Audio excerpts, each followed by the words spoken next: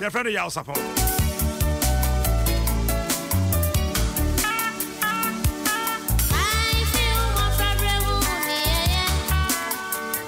I don't know.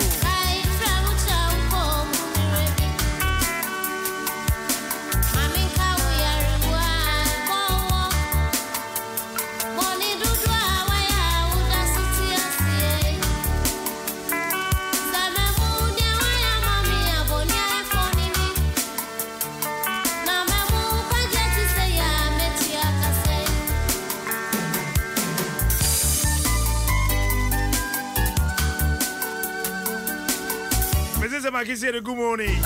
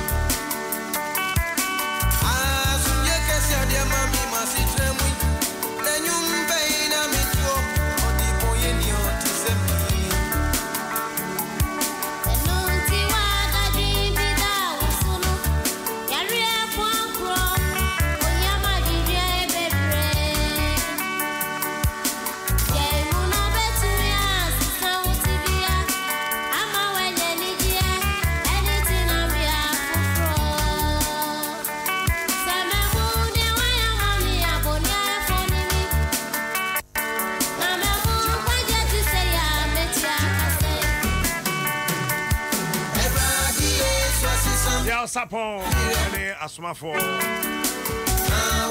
maybe why our has also and who say man no day you could be a man so maybe why morning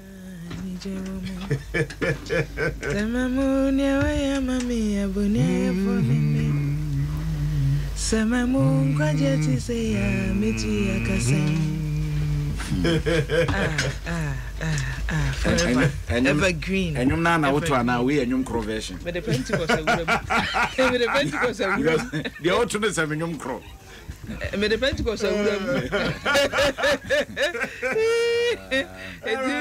me bought to ni trouble 10 na nyina bo fra trouble nyina fra tim say ye namu ayeba Captain Boko there bibia boko nyankopon ye bi enura hu ni esiye no enura se hu ni esiye no full party Adom TV Adom FM multimedia TV no really ya domo mosomo doye unim say bi mu firi Kumasi ba Kumasi it was so lovely Kumasi obi fi axima ba Kumasi na say 4 hours VIP obi try 8 hours aba nipa e ba ha no obi jai fi tamale o je tamale 6 match ba na obi ho force na opese owuram kwaji fufuo na ne ho force me gina ho na odi ne ho betwi me ka say nsuo na agum me da mani na o say next year say different na bi mo kasa next year nkem fa nko ewak na minim nka yanim ha na ayo kwadwo achiro chesododo nipa ba ha no me ha me nka be bro 5000 oh 5000 ne boa ye ne say na ebi mu didi wi a na omko senko mu didi tena ha kenya easy ne wa hwanka stampede base kenya easy say ye nya baby e hoso na aduane no e wo different points na yeso ye penny je na eja yeso ye de no stage no didi wi na kotie nwum ka ho na musicians no so ya de ombayo omo ya de kokese di crime donzi o ti asema kwa kese kan kwa kese tunu nwum ne sa o say mo mugwache wono ma ya maje sa mo ya dadi bia meto nwum a mo nyeso mo kofie na menya madwuma onye so mo ma me fansa o ma me fansa me tubiem oh na ya da yankopon say captain koyin say trouble about trouble ben bodies are started pro various mortuaries no mortuary for strike no serious and na we for no cancer anhwe ye omo de amu no be ko Flagstaff House ma na abusuafo ni bi omo de amu no ko ya ye pamomo no oba ba committee ni interview grant ye na ni abre no ho dendenden se man hwe na mochema for ma anye ne wosam ye ma mo ye de omo be ba Flagstaff serious enyuma bi wo ho no mo a ye mu nipa a wo no mu ye so mo hu hia chen bebre o asa obi a enya the price of the gloves so ye mu nipa no a wo ye adwuma no to do it and na willing ni what the next want to talk the price enya price na there ahofama you see on yetiasia ya na we forget say nipa bia se de tie bia wo nkyere bo obekọ sure but ukwa sadie ukọ obi ayi enti na ese obi ayi ase na ye ho ayi no sadie opese wuwu a ye de obuo ni de atwato mawo ne edoti ye de mawo na adofo betwa ho hie su twa adwadwo no sa pepepe na wo so de ma obi do unto others as you want others to do unto you it is obi awu na sese be gloves nti mocherman focus strike na nipa na be pra musa wo so nkyere bo gloves ye ton sen Wellington boot ye ton sen we afia kenten e wo kentampo we afia morning good morning captain na bibia boko de ya me Adom na mompaibo mo enra system match ne ko sen wo ho oh enra de na bibia de din me bo modern ko kentampo south ko hwe se de na ho ko na efepa o hwe se de a pragiafo e de omo okada moto e display ho a na kentampo south DC owura no yanfo Alexander Janso ono aduane se da ye mu di akokoto so mu asukufo di ya mo mate di ya na se anije sem ewo ho na nanom nyina do mo nya beta eche eno achi na kentampo water force nso no je school fee film ya me bebra beje wa aboso eniti oba kentampo mpotemu a na enoman mu ede ni titru so ne se first time akota maleniti no a te no bi e kaso afi sachira ya bom na omo hwese ebetumi akosa na emom ankora na ya omo mo gina awia so chere na amafo afisi se senka ebia bibi betumi sachira betumi abam na omo aya ye ne ntemu a se ya na kasoti so etimi ebeba mu acho waterfalls on omotimi aye ho yi kama se me see captain oba waterfalls o sisi idea ye betimi akase normal guso hisi a why papa o masa se die nua fofora enim se enche no enso betimi anyine na nua dada na no nti atorente minimum nam so bai ni na yi na afiri o sisi ai de woka kum national park aye na canopy walk no ye bi wo hono mo a ma hono no so ayefe enenti ye hwe ni mu se omo be wi omba ka so ma wi omato mo se afiri ho no de na etumi ababa ye ka ba hwe enti so far so good betumi aka se work in progress na bebi anso koso kama ewo waterfall so ho onwa ye adwuma mortuary strike no ha ba na de abakin tampo ne important minia o masem no de asefim sempa ze minia menye moche adwuma na kra no me ko na me hu atete a mo fam aya na me ho keka me enti enye onwanwa ento waye training obakona osadi o mote bi etie no to go attention na be ade amom 2 cedis bia na 20 cedis bia na ade amom enti de oba ketampo hospital Mortuary wo dia adwumayɛfoɔ no ɛda so wɔ strike mo sɛ ɛyɛ aban ɛde ana mo kyɛ sɛ ɔmo association no so ɛhyɛ aban ase ɛno nti oba ketampo ɛne both north and south ni na aban hospitals ɛna yɛ adwuma ɛwɔ mortuary ɛwɔ hɔ ɛno nti sabe ɔmo nyinaa ɛda so ɛwɔ strike no mu ɛna no pɛ me bɔ ɔde du hɔ na yatum me bɔ mɔden ɛne mochman fo baako yɛ de dide Isa Tapuna yɛfrɛ no Alaji ɛretwe nkɔmɔ na ɔkyerɛ mu sɛ ɔmo mpanimfoɔ no wɔn kran afei na ɔmo sɛ ɛbɔ no nkɔmɔ bɛfrɛ no ɔmo adi nkɔmɔ na nkɔmɔ twitwe no akyi no na ɔmo bɛhu sɛ ɔmo bɛhyɛ ase ayɛ adwuma anaasɛ ɔmo nyɛ adwuma na mmom hospital administration foɔ no nso no egu so engage ɔmo na ɔmo ɛyɛ kakra wɔ mu ne sɛ ɔmo yɛ casual workers nti nka strike ne kora ɔmo ma ɔmo nkɔbie na ɔmo sɛ sɛ casual ɛyɛ de yɛ ɔmo a na ɛyɛ adwuma no sɛ permanent mɔtiriman bi aniwa a aban h baako pe bi na na yeso ho no kwa no omo yi na firi mochi ho no theater no omo aye fe omo kaso afi ngu omo no omo na egu omo ye adwuma e ba se funu bi efiri ba bia ba e tie nye postmortem a doctor fo e ba se bi obo na omo sa se omo botom omo na kire omo mutwa na omo twa police fo kwa no ko ba so omo akofa mu bi na omo ntumi nkofa enko animu edimoche manfo ya na ye fo omo nkosa asasa no ma we na de ba enti ama omo adwuma no nokwasam ne se mu ya pakatu ya so sia de age kese ya bia 300 Ghana cedis a month omo yire ne emanom enti de okọ na omo so ka omo nsem na so omo ko seka nji ni se wo se yitimi so kaseti omo se bia omo anya de se omudi kana omudi yenso se dumadi a omudi no ano edin enra nipa beye nienu bia ehu so mo afiri mu hospital no saa motimanfo ya ntinya nkofo mo eniti ma busuafo no ahokyere mo ebia na onye ready enso obeye den obefa na mu so ode coffee so ode kopa bi foforo akwakọ se fridge mu no obia entimi hu but okwa omobo ama bra ye esi saa amui abusuafo ntimi ye course ofie kire se o mo famra nte hunye sansa na mo tunya akoso eniti enra no ama for so hu se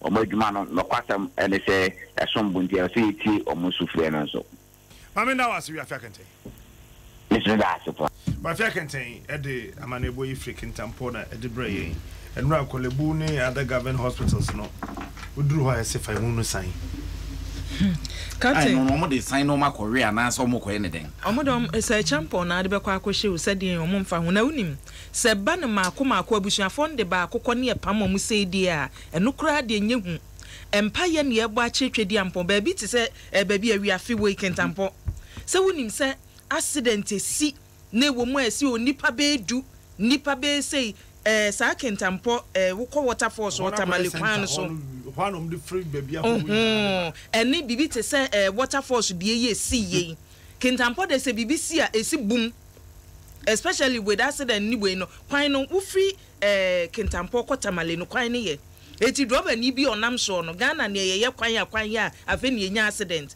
okɔ speed eti se boko anipa ewom no e won so sharp curves accident see anipa be 70 60 something to anana no monse curves e wo honom no very sharp nti se wonim so na wo fa ho na bibi si a captain se bibi se si na se mochimanfo ise wonu mu wo striker so mo strike yes so wonu mo strike no mo enye easy o na make nipa e wo Ghana ye wonwuma bi wo honom a ye mu nipa wonu ye cleaning wo company dabi so be cleaning wo company ma ye fi se nipa no nyo bi a ye mbu o enso se nipa ko private one na oh ena kan enso ye omo ne emu omo can you imagine say wa ba adwuma no pa na obekọ washroom ye cleaning ye cleaning studio ye cleaning office be ye cleaning compound better no be adwuma wa ba betinem wa she coat abotai you don't respect cleaning because when I hear catching now when adwuma be na ye cleaning na cleaning no kana poto e den na aye yesu line we dwana nya pra na apra o sa o mo prampo na bola na me ne ye no serious say ye mu obia won adwuma o ye ho ya nya ne so ne de respect o se de ma no o se de mu obia na ye hu se obia de ka ho bi ne ma ne so obi de free ma e beto sin Dr. Gabriel Banakuye chairman ma NGO Coalition on Health. Doctor, good morning. Morning. Mpacho net to say I'm here. yo yen so body other room ye ho ye pa doc say obi free mu na ebia yentimi mfa ne nkɔ share fridge mu te sɛ de ye ka no a na sɛ owo fi a apomudin sunsuanso bɛn na de ba me that's it me get clinical director ntino me shaban canopy but me come from the public health aspect patcho you so obi efri mu na say yam fana nko hospital na say yam pe ba bi ankura no yi a actually bi ana infectious disease bi na amana free mu and the bronyibeza contagious ti bit mama wo mu a omudi ehun ya ona sebe omudi omun sextra no na no mu nya hwe no nyina ebi bit ma ka ya dia no here dipana o free mu no ebi bit ma ka because our bit ma skin infection and I bit ma inhale na aka ni ama anyina ibo ha ebi ana into here and money me but ebi na bi no na I started a show mo a mo de mo ho aka no nyina the talk be public health advice no o share na say ya star the idea kata ho ma sabe uduro okra o man ho na wa ka ho na wa ko pay with last respect and really as part of the public health strategies are use and omota de eniyama ekata body no nyina say say we hu ba ni kakra bi ti no nyina no safety measure ndi so obi mu e wo fia na more dangerous to public health a chance sabe o free mu wo ayare sabia na say train no amontino ya na o afan horo bebro ha o metimi adabo omo a o mu be no ho bai ene hospital no nyina nipa dodo na ye ho no you come say ya o mu kwan potia ya obi free mu wa woda ye de no fa sabe ya on human contact bebre na omude na mortuary see ni na safety measures from the assured no adi agu akwam enu sane Ghana ye pom de na konkan no na amount for quality of care no and was say ye niam bebre e de bo one more yes said that at the omo hwe awufu no o say bom ho ban yi na upon being assured ho ankasa so no environment no so no yes ye bo ho no so ban na enhance no when you can enhancement na ye o say ye di atoso di no bi ka ho na awie pe ye na atimi are responding to the international best practices who beside na sanity patcho say yenuanu ma ye adwuma mortuary wo mo say adwuma no ye nhwe omo ye 1 gloves kura omo do be ye adwuma no omo nya mfanye omo so market 300 cedis omo bobina ka mfi petepen obi amfi enti say omo agyae enra wo de emu ko hospitals ni bi atitru aban de na mortuary wo na e be ka cho say da bi for what ye sign fa sign de ekoyi ye be ndai ne question no actually say emergency health care policy no I was say Ghana ye nyabi Ghana ye said ni a comprehensive emergency health care uka say be enfie mi anka etwa mu na manukuka managate bae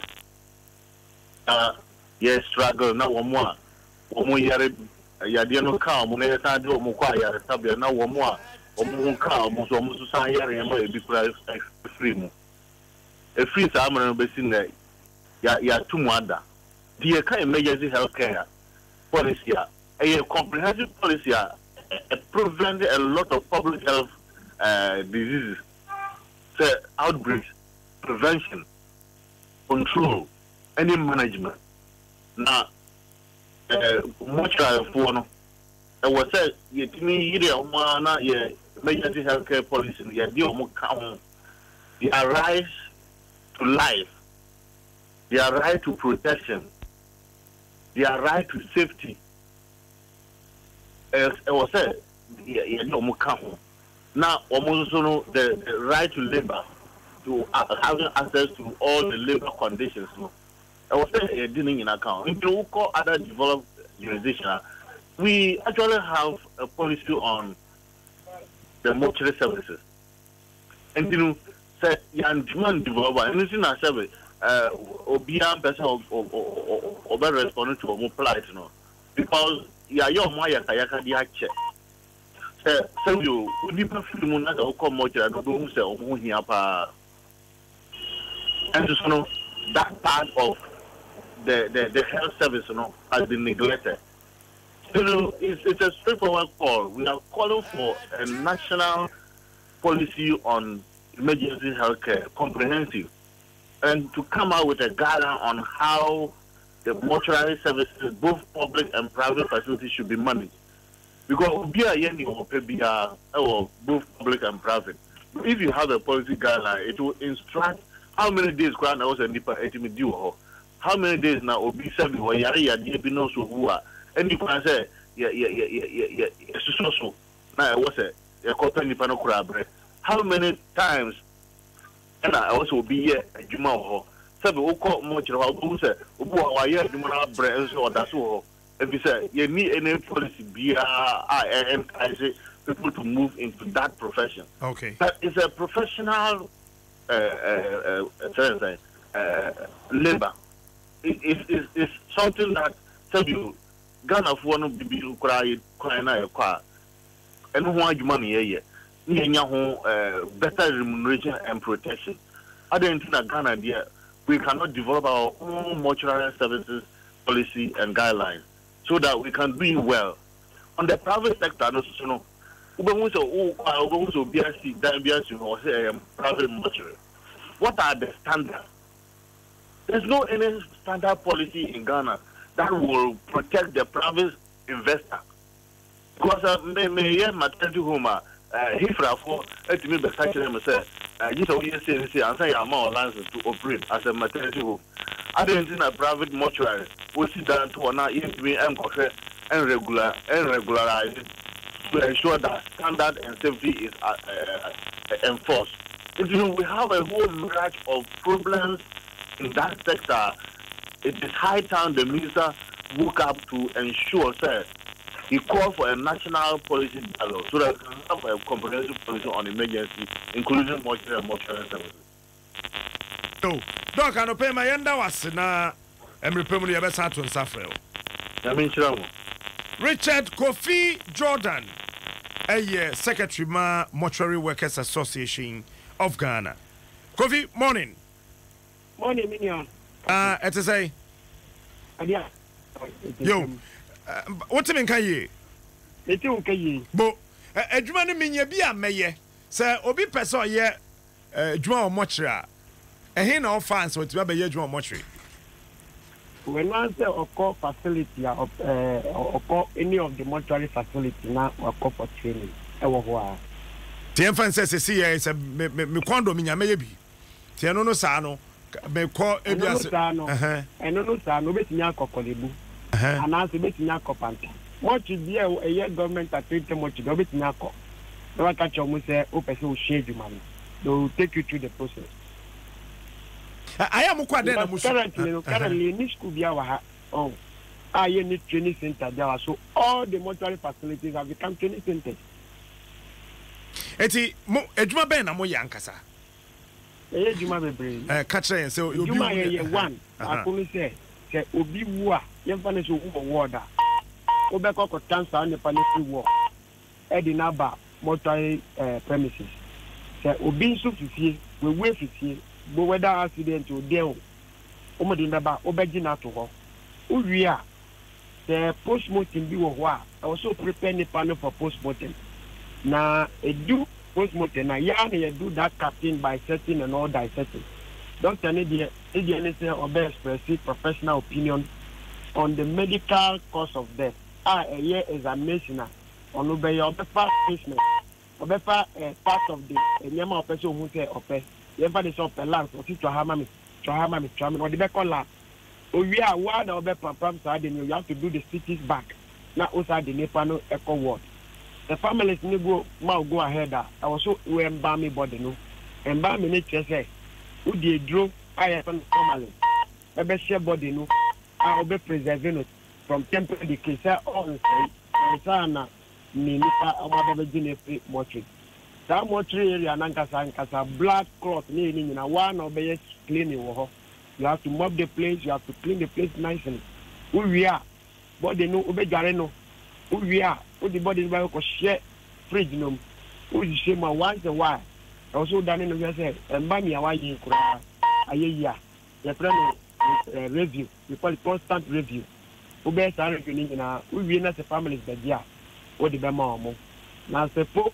we yerepi ana oba bi se be se be we trim na se wonyem wa ngasa also yan operation na yi akola na wani yemu no we separate you from the mother and no say ejuma ye ne pa ipi ejuma ne de bia also ya like 24/7 ti sameti de wo kan ase ye di ademachi say ye de mu ne ba na say doctor say papa e hwa de kunu no ba mo ana mutwa nipa no mo ana mpa na say doctor ne pen bre bo kakra wo na obetwa ma doctor very good wo na obetwa so pen ahrawa wo na obetwa pen nso na wo na obetwa owia na aya na yese ne yemu ne ma ne nyina na ansa na mbepa mo yitugu e yampa not approximately not necessarily say okay it depends on their open the everybody say doctor ne kwa unko tani yemna se ni tipen obetwa ewu nyazo obetwa ni brebo ni work ni intestines anti enya mpa se obi wu na ye de ne ba mu yi ne yemu ne ma ne nyina de ade foforo hye ho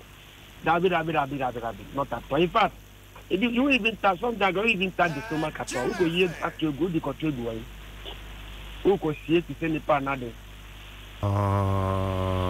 ti mo awu obeyi part of the account lab no na kokoti na machine ho I said you no atcho ni report nipa we see na ekono na ma mentra de ewu na nkasa ya wo mienu ya wo the meme plan immediate cause of death which is a natural cause of death will be carbon is wewu anakeboa na so yesi enko ya postmortem doctor incident ayo if you want to say dey kum I don't know a medical cause of death and yet the immediate cause of another natural cause of death. Okay. The meeting. Matthias. Okay. To mo amu wi a mo ana mo be san pam e mo je be ho mo ana mo pipa. Aya na bi no catch. Doctors they are emba mi na kasa de mo mba ho. They don't want to even hear of formally. Formally they don't want to even hear the sense kra. Adentra it's saying it's not a friendly chemical. A toxic. Well, it's part of the toxic. A toxic chemical. And it's World Health Organization crowd report.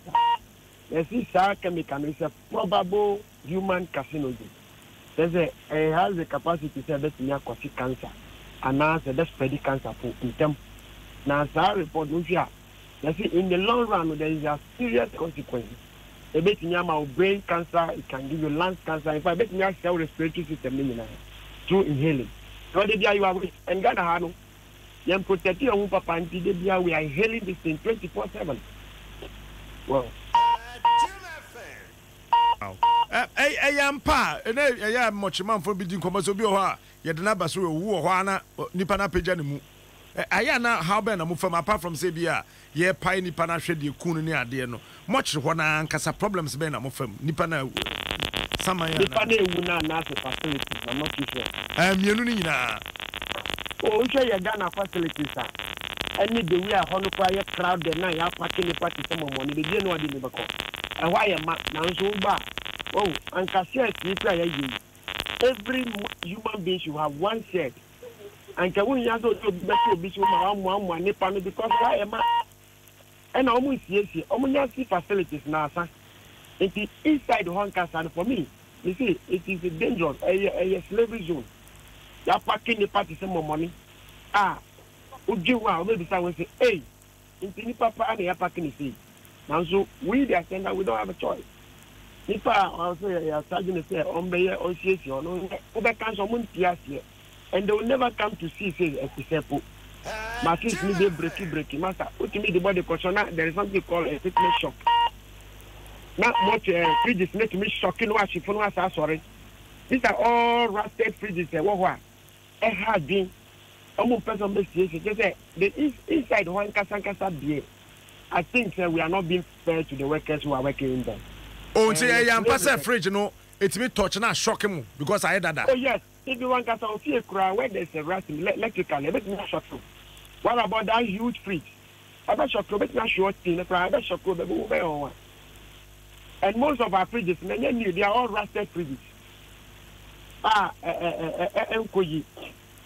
Wow. So next time I remember more pictures. I'll show you pictures of the things I'm talking about. Wow. Obi catch and say apart from chemical na mode share emuno inside one kase hobon ampa. Oh, that's a dead body. Any pleasant sense. You have rotten bodies, you have bent bodies, you have snake by every scenario of death. So you don't expect what to be nice. Nasty, very bone kazangaza. Because you see, conditions now. You don't say, oh, to me, you have to fresh bodies in plant. Obi we 3 days when it's here. Obi shwakeno. Obi owakano.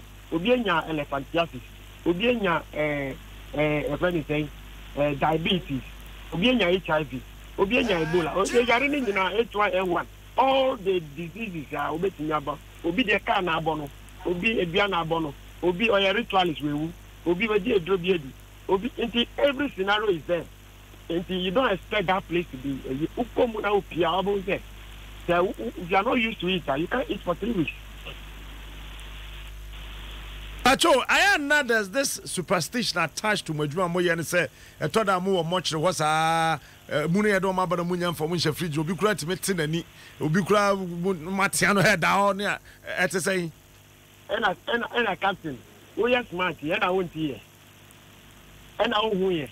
And Camidia reported that that's a Pantani pass on it. Oh, the other is so smart. In Tanga, women and he who allergies. Okay. He who allergies, let him prove. Oh, tell me the Akika.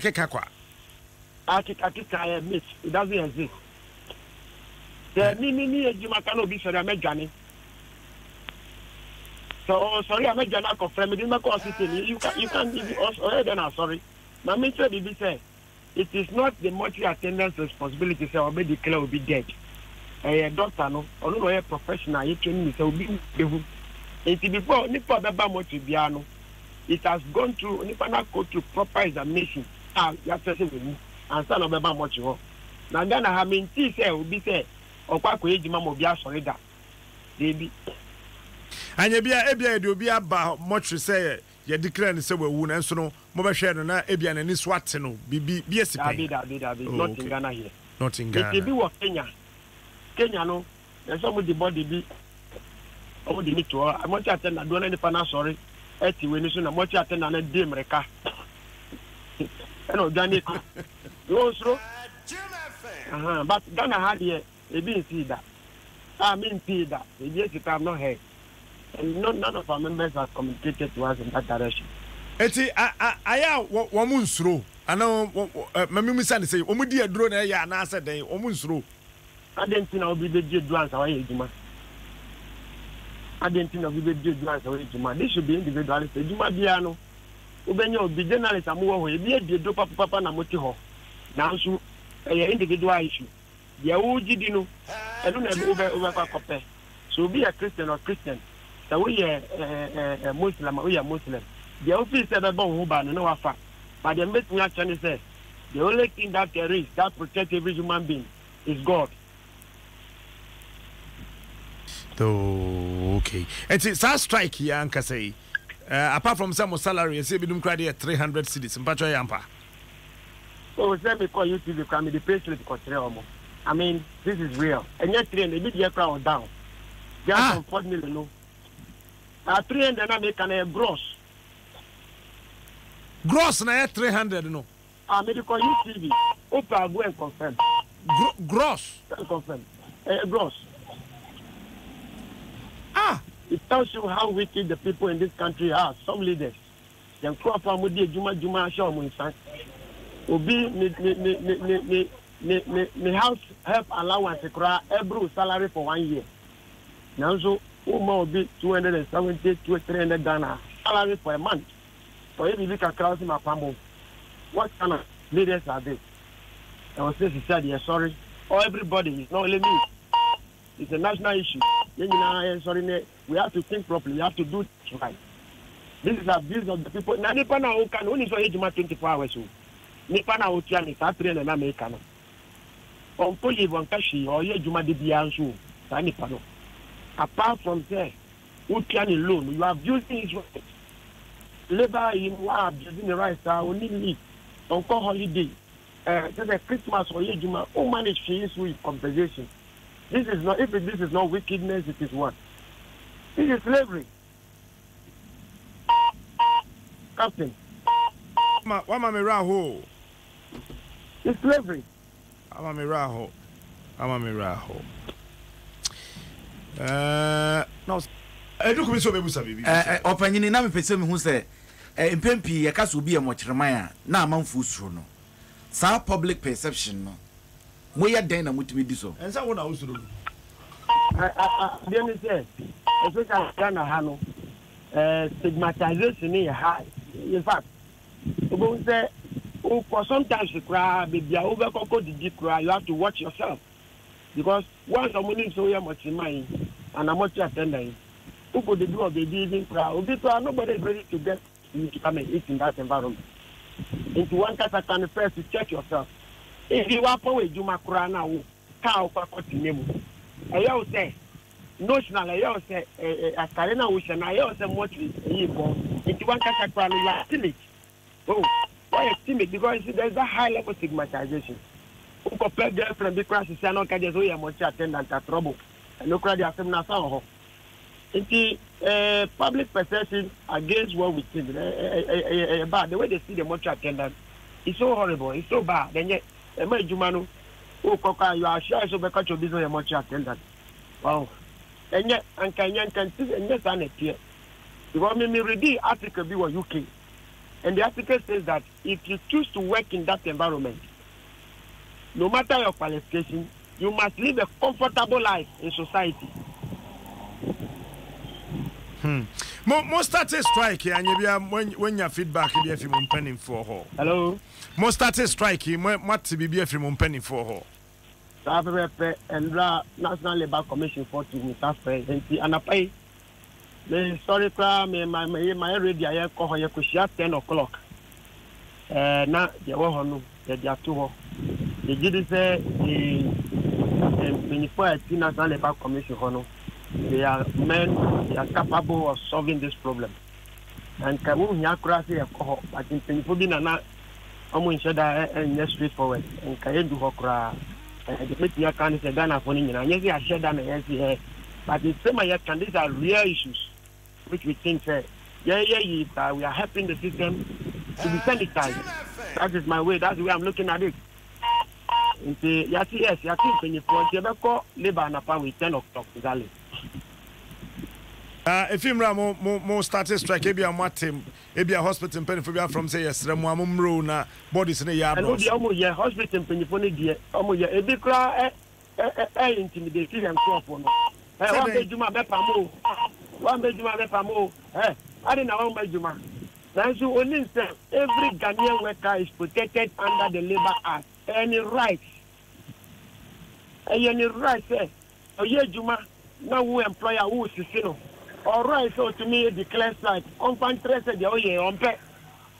And Pennyphone, woman, yeah, me, young woman says, some Pennyphone, doctors, some medical shops, not in treatment. More the tears are 270, 300. More, they are very greedy.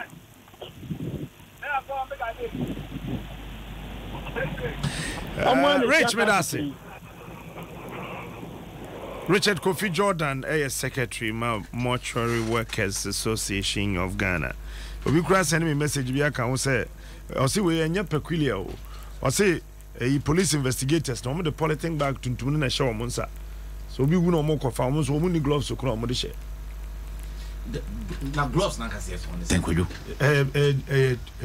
ba ko 50 pesos gloves ba ko 50 pesos the shemni na full pack near 225 Ghana cedis to we in ba ko 50 pesos ento bi nkocho obetumi atobia supply the whole Ghana da bia anya hwe udi takakra obetumi nya ne da bia nti nipa no a wo se wo hwe na o supply ma wo munsa kan e wo se wo hwe no asuna baba na school e wo wase kropon no twa ba pounds ma duonu miensa asuna baba yen komo yo captain na pe mecha wo we tie fo nyina aba betim e wo ataye mantemu wase kropon hadmo na sede ye nyina yenim se ene dei na ye nyano ma worbe adwuma e wo Mortuary wormo eti etua a tese strike wormo ifate no me bana be pie mu e wase kropon Daben hospital hadmo sede be ya idehunu se ampa yade a wormo so ifate ana se tisenye ye ba ye no mababa be gyina ha be se minute aduanan e de ko aduonum ebremu anie enso enya de se mehunu adwumayefo bi e wa hadmo na omanfo bi a wonom so ahye jentade tuntum ate se wonom ba beyi wonom adehye bi afi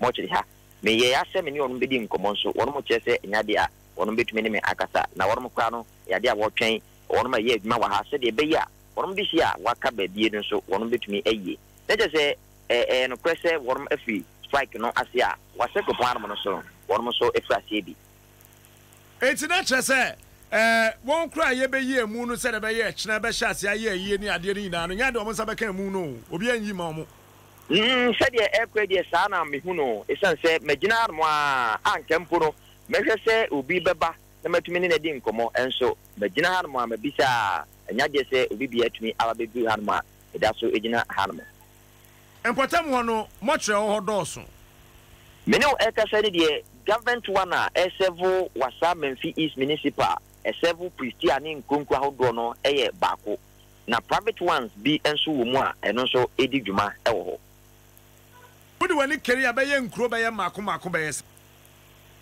captain nkro ne edoso pa sense wo hwe Christian e ba befa bogoso ba wase kropon bodie ni ade nyina no be jimi se aha no wono nyina de wono ma de hye e ba senkegua wono de wono de hye ba ha no mu nyina NFA nkunku atwa eye wasame mfi ho ahia no so no wono de wono de hye nyina e de eba wase kropon Mortuary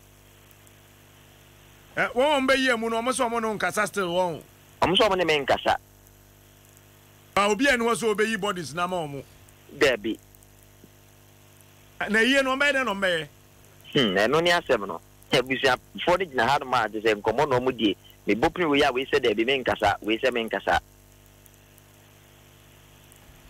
banasku me dase esme dase ye pa be ma ye hu bi adwuma so mfa so wa abusuani afiri mu akoye mu na wanya no ya but e mane hawo betu yi na sheda captain enough forms are enough form because say kwabrane tigo ye calculation brain minimum wage kra say ye 319 cedis na wutua nipa no 300 Ghana cedis eno ye the gross what is the taxes we are catch us say the mom kofi bi dey 250 bi dey 260 Ghana cedis captain hwe nipa wu no ye jo Mortuary na bosom so ma 260 Ghana ochina na ebehu sa de we effect fa de beba ochini fi be e cha de mom nkwadwuma ochina da bi me page so ochini fi na so so on mom nko for ye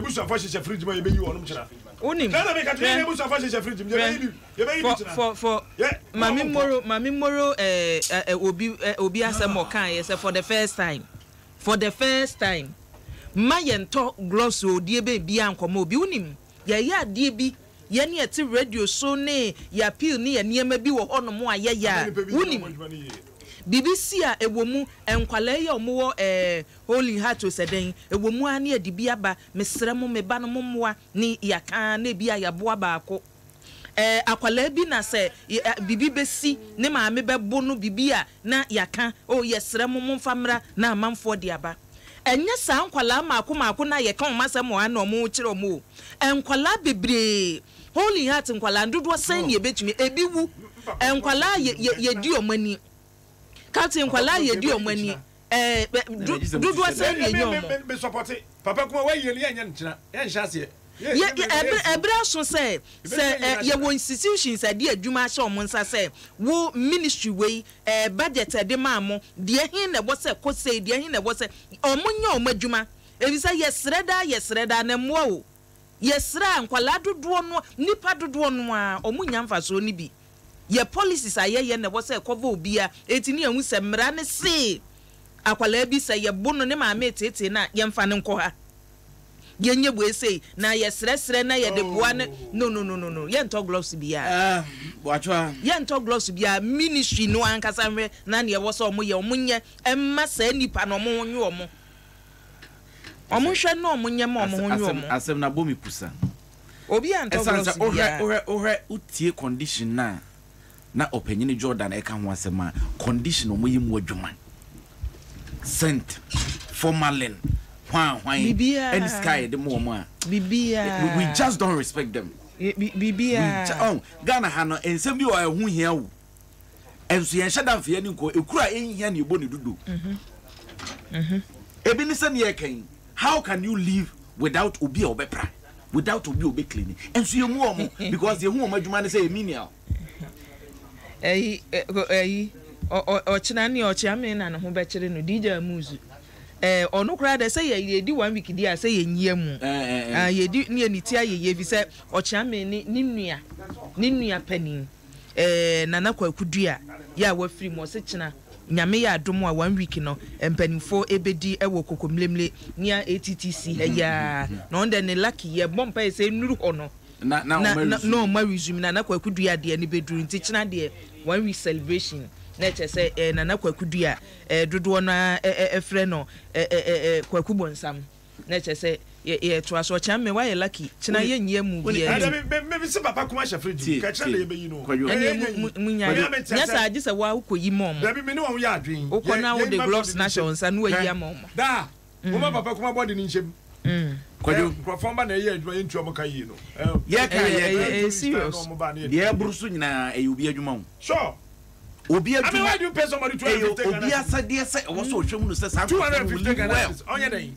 e obi adwuma wait why na wo so ye oji obi sika so sesi e meka chen say hey ento gloves bia na kwamode no ento the body ni ba wa man kakra obabo life aguso no I say we should call for the heads of certain people because it means nasema a whole mochri na mochri men ko strike na say enyo mo even the health implications kwa be man kwa ye nwene ho wo di amu akoto mochri da sa wo kɔ na pese amu no a wo de akɔ no ye hwe ne yi a wasa wo petip bi a wo de be mam sa mochri manfo because ono no eno ne ade e bebo anya sa be kɔ no na wufunu ndewe a yesi aye no na ketua we de wo e be de wanye trip enti nyo mo fault enyo mo fault ba bia panimfo no hwe na ne yesese omo ye no omo nya yem I wo katipase me I say panyin bi a no security man company bi mi modi na company no on say amafo be pack cars at say multimedia ha minister se ba hwan ba no direct ne ma ne tip ne ade a say na ketua fia o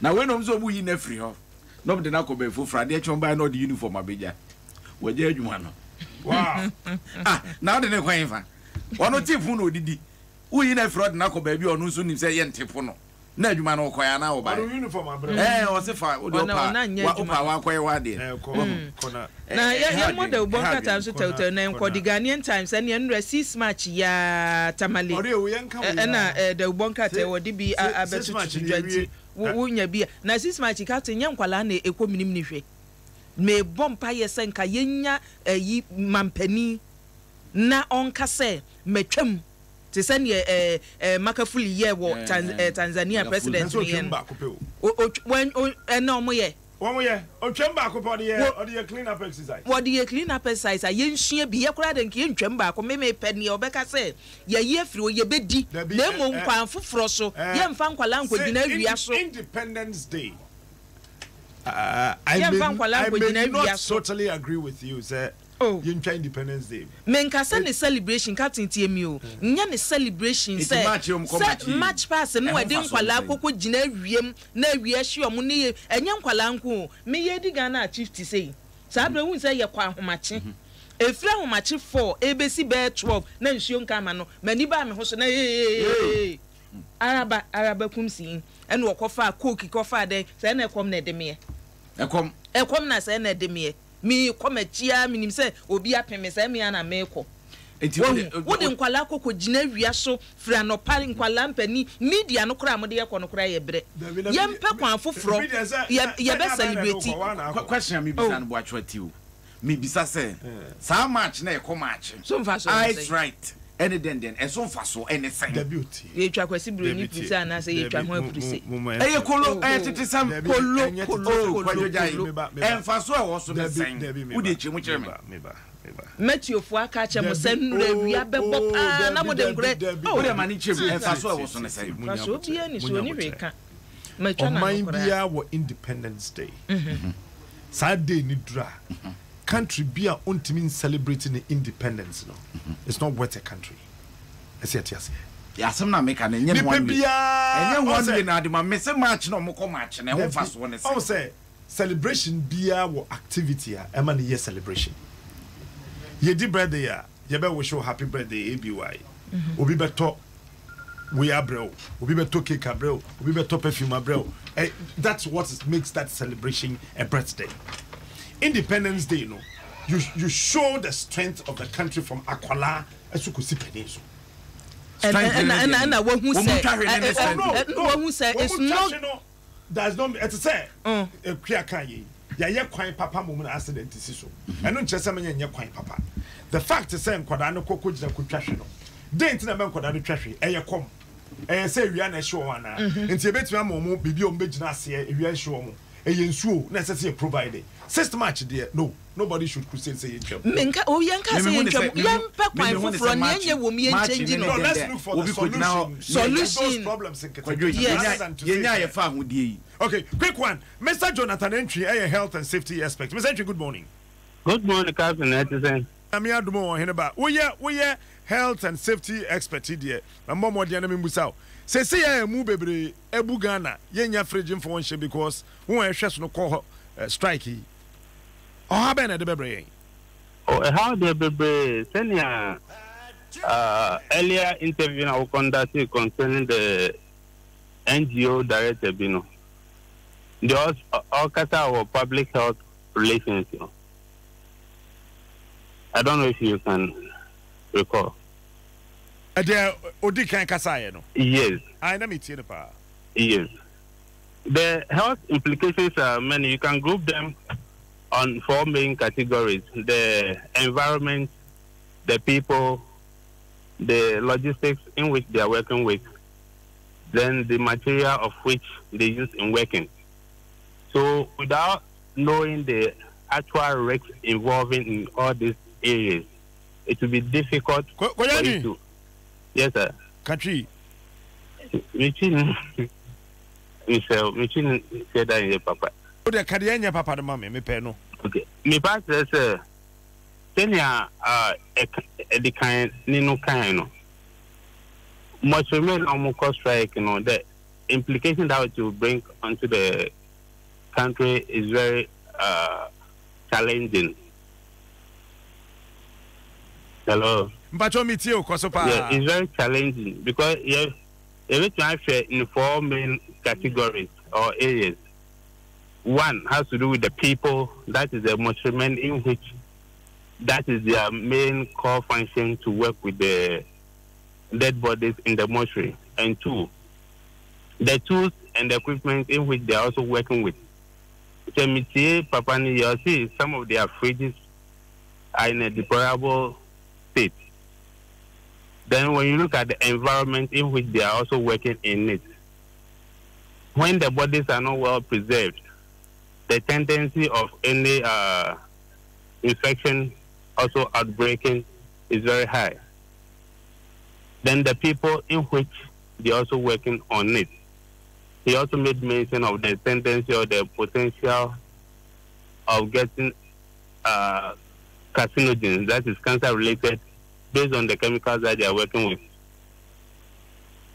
So, in my view, regarding this situation, there's a need for a comprehensive risk assessment needs to be conducted. That when it's being placed on the table, each and everyone who comes in contact will understand and appreciate the actual risks involving.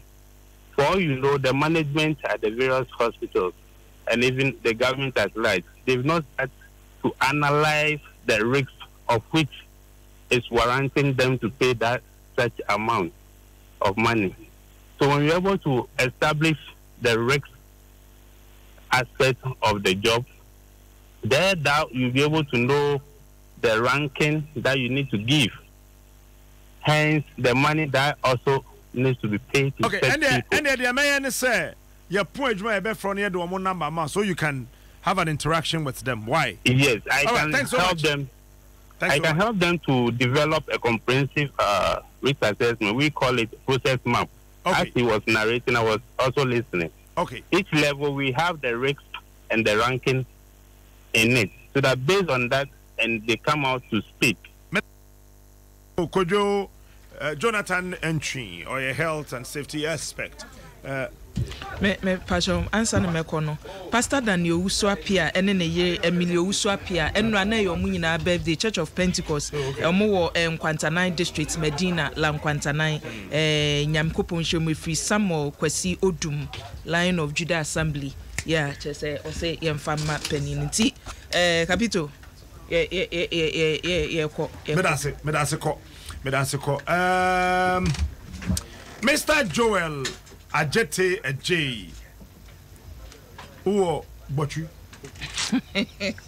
Senior Bochu. One is senior Bochu na kasa. Senior Bochu pa. Senior pa. Na Bochu na what's that say? Bochu. Bochu. Yeah, wo Bochu bi wa. We is senior kasa. Na ye na kana chese. Bochu. Ani ye dey. Bochu ye obi atwaye no. Senior Bochu. Now, their language now can no. Now, echo. Yes, I'm not catching. No, say, can I just say? Abrichi, Nitia 99. Mr. Joel Ajete, who are Mortuary Farms, wow, we Mrs. Joel Ajete, and in Kolani, so we show happy birthday. Back when you are Mr. Ponsa. Mrs. Selena Okanse, one name Mr. Felix in Kansas, we know more laughter.com international.